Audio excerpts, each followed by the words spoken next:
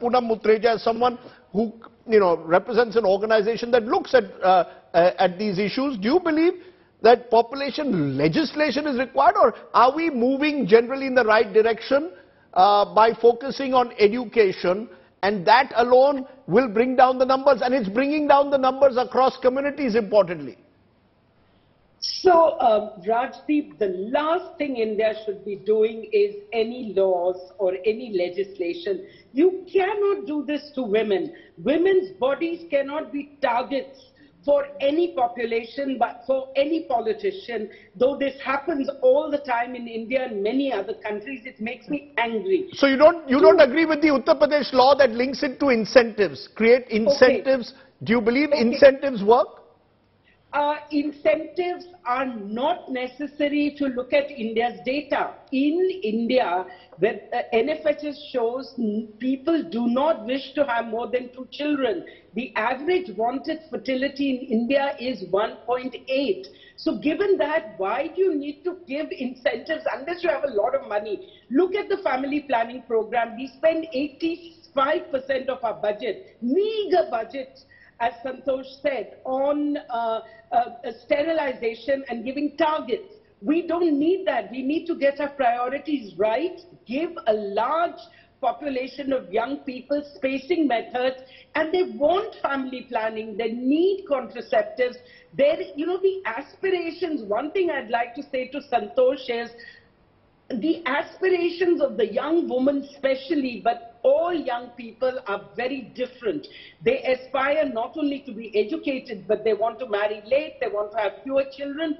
If that is the reality, where is the need for any incentives? And as far as disincentives go, it is a political statement, Rajdeep, that all these people make. They know the data. They know that Muslim growth is the fastest declining in India. I want to add a positive thing that the government has done, which is they've shown in 146 backward districts which are high fertility with interventions like good family planning services and counseling, they've been able to bring down fertility under this mission Parivar Vikas. So Government knows this better. It's the politicians who are using. You're saying no need for incentives, disincentives. Absolutely. No. The UP proposed law was that if you wanted a government job, you would have to show that you had 2 children. You're saying no need for any of those incentives, disincentives. Absolutely, and you're importantly saying it's floundering. Okay, and Muslim growth rates you're saying are declining now even more than those of other communities. So that's an important fact. Absolutely. Santosh Mehrotra, you raised your finger, so I'll let you respond and then I'll come to you there. Yes, Santosh. Yeah.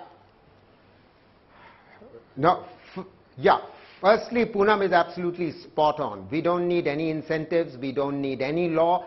I want to tell you of a survey that was done by the Nandi Foundation in 2018 of 70,000 teenage girls between the ages of 13 and 19 across 20 states.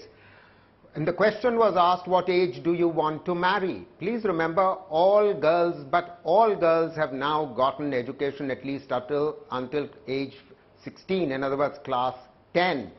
These girls, the legal marriage age is 18 years.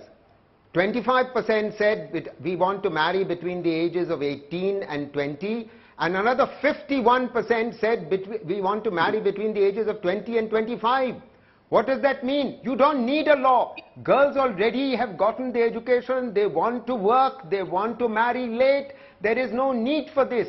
What they need is quality health services, quality reproductive health services at the lowest level being provided by primary health centers and sub-centers. So you're calling for greater investment for health. Sure, you're calling for greater investment in primary health centers as a critical factor rather than this incentives, disincentives. I just want Uday Shankar Mishra as a demographer to just clarify that. Because again on social media, there is this belief that Muslims are the ones responsible for India's high population today. That's the kind of narrative that's spread. You want to clarify that? Is it now clear that across communities in India and even across states to varying degrees there, population fertility levels are on the decline?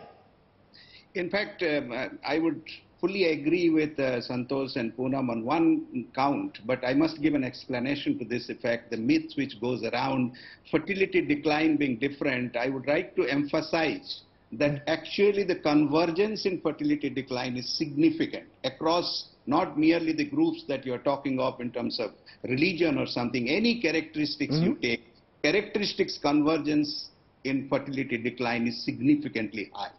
In addition to that, I would like to say that the proximate determinants, the attributes that actually help in fertility decline, if we look at the general population, if we look at the majority population, the response on education on fertility decline is perhaps much more higher in the minority group than it is in the other group. So, what I would like to emphasize is that it is not, it's completely unnecessary to engage with a debate of population control law or kind of a regulation to be put in place or incentivizing this process.